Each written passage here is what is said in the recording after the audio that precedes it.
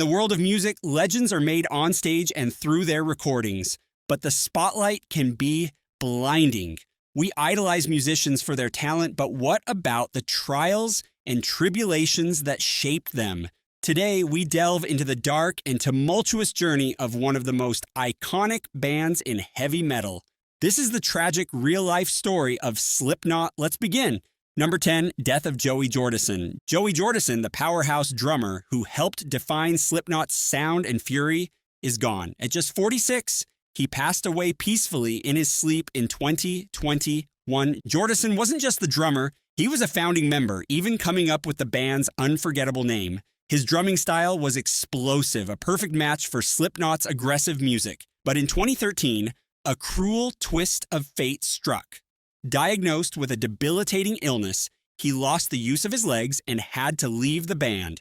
Despite this setback, Jordison wouldn't be silenced. He fought hard, eventually regaining some mobility and returning to music. While a Slipknot reunion wasn't meant to be, his passion for music burned bright until the very end.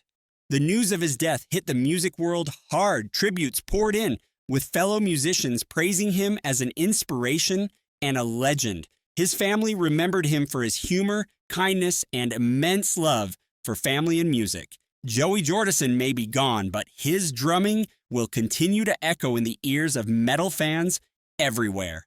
Number 9, near-death experience of Corey Taylor. Slipknot's frontman, Corey Taylor's life wasn't always filled with fire masks and screaming along to brutal music. Growing up wasn't easy. He lived in a trailer park, a place where, as he says, there wasn't much to do. It was kind of like being stuck with only a few choices: mess around with drugs or get into trouble. By the age of 15, Corey was deep in both. Heavy drugs like cocaine and meth became his way of forgetting about his problems. He used them a lot, maybe even a little too much. One night, things took a scary turn. The next thing Corey knew, he was waking up in a trash can, miles away from his home. He had no idea how he got there. His clothes were ripped and bloody, and he realized he couldn't remember what happened for the past couple of days. It was a terrifying blank space in his mind. Thinking back, Corey figures he must have been at a party and overdosed on the drugs. Instead of helping him, his so-called friends just dumped him in the trash, probably thinking he was dead. You can only imagine how scared Corey must have been waking up in that awful situation.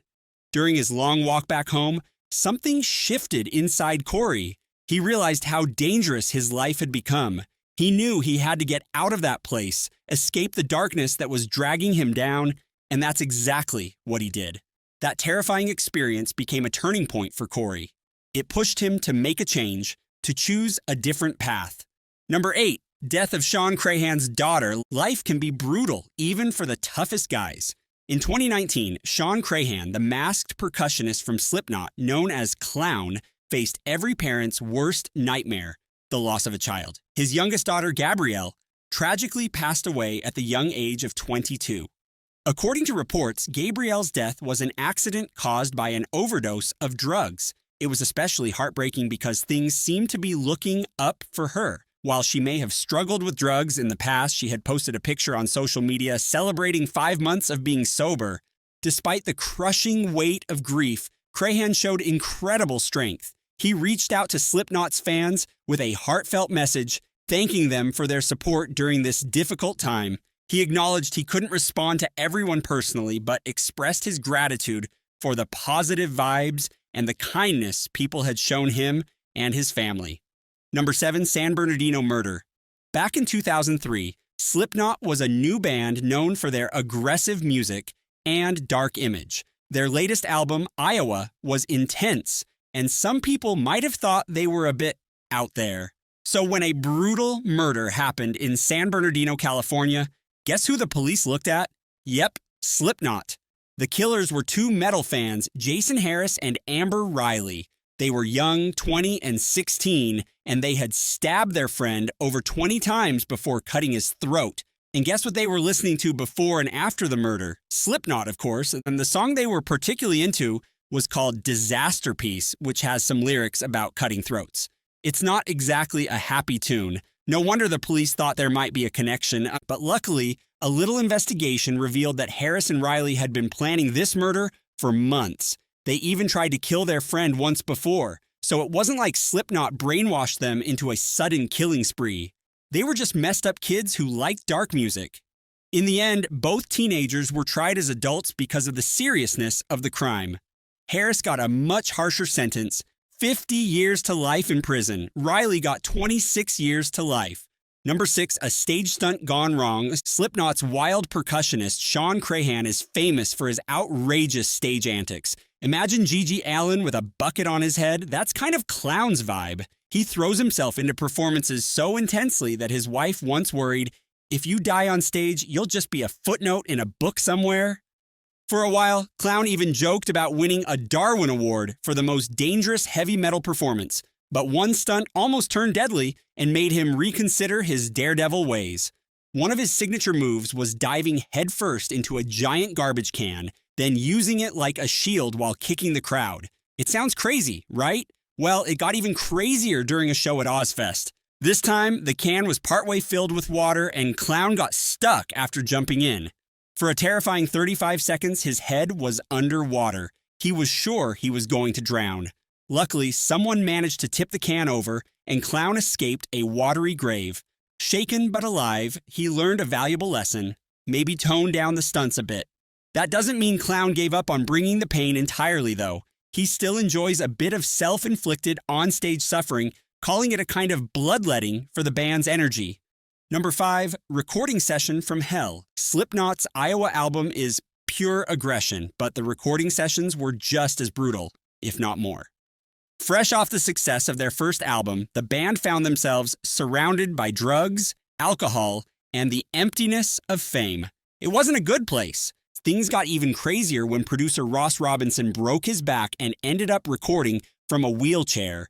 Singer Corey Taylor was battling personal demons and resorted to cutting himself to feel something real while recording vocals. Other band members had breakdowns too, with DJ Sid Wilson's Freak Out even making it onto the album as the creepy intro 515. By the time Iowa was done, the band was exhausted and the record company freaked. They wanted a happy follow-up, not an explosion of anger. Adding insult to injury, Iowa launched a week before 9/11, and radio stations wouldn't touch their aggressive music in the aftermath. Talk about a rough time. Number 4, Chris Fain's lawsuit. 2019 wasn't a good year for Slipknot. Their longtime percussionist, Chris Fain, the one with the creepy long-nosed mask, decided to sue the band. He claimed their business dealings were a mess, and some band members were pocketing extra cash.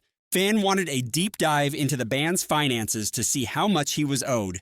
The rest of Slipknot weren't happy campers.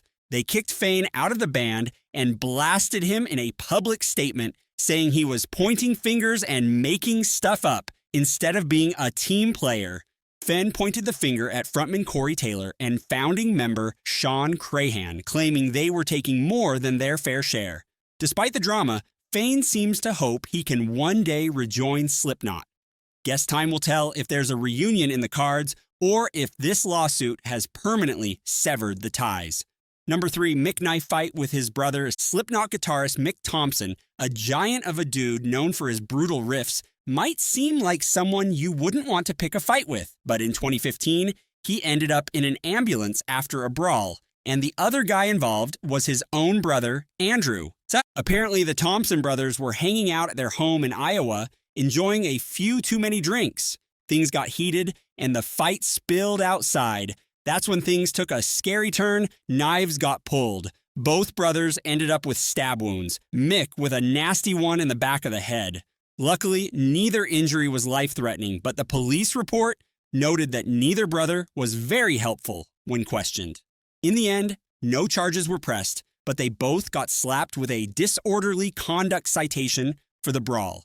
This whole mess might have been a nightmare, but there's one upside for Mick's metal cred. He can now casually say he got stabbed in the head by his own brother. That's some serious headbanging right there. Number 2, Slipknot fan deaths. Slipknot concerts are known for their intense energy, but sadly, this intensity has been marred by the loss of several fans.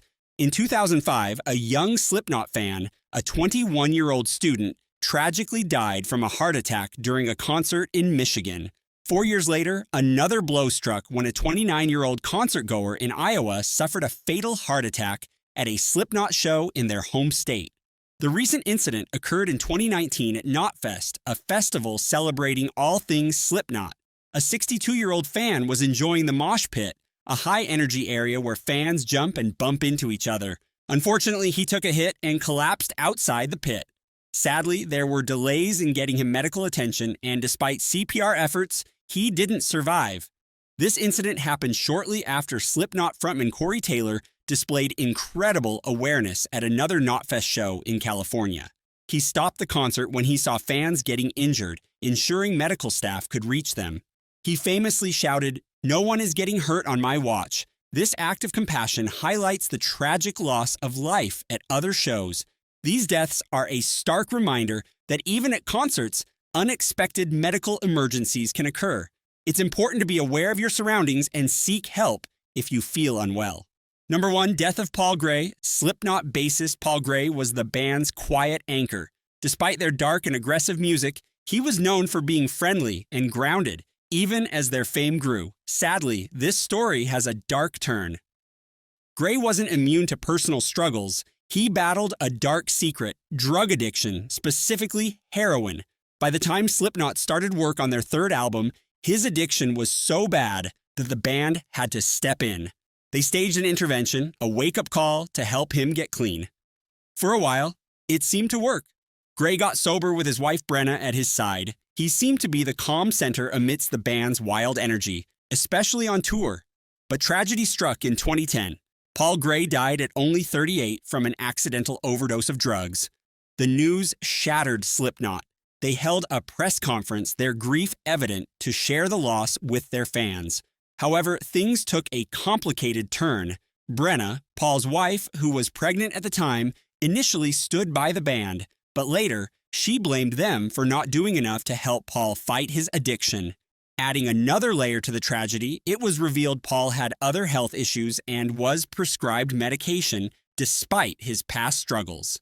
His doctor faced legal action, but was ultimately acquitted. Brenna's legal battle with the doctor continues. This brings us to the end of our video. Hope you like our video. We'd really appreciate your support. If you could lend us a hand by following us, clicking on the bell icon for notifications, and leaving your valuable comments, it would mean a lot to us. Sending you warm regards from our corner of the world. Take care and goodbye for now.